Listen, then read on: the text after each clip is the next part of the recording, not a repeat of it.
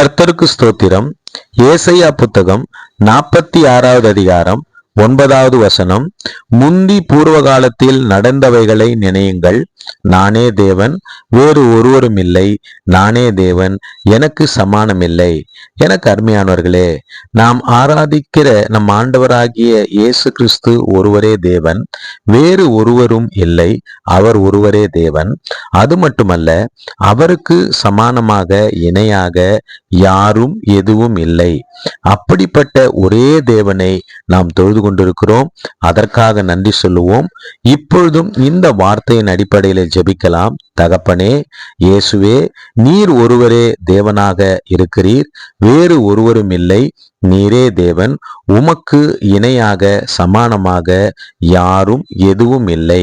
ஆண்டவரே, இப்பொழுதும் இந்த வார்த்தையை கேட்டுக்கொண்டிருக்கிற, ஜபத்தை கேட்டுக்கொண்டிருக்கிற ஒவ்வொருவரையும் ஒரே தேவனாக காணப்படுகிற, சமானமில்லாமல், இணையில்லாமல், நிகரில்லாமல் காணப்படுகிற இயேசுவே, நீர் ஆசிர்வதித்து நடத்துவீராக.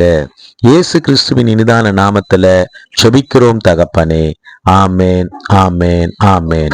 God bless you all. கர்த்தர் உங்கள் எல்லோரையும் ஆசீர்வதிப்பார்.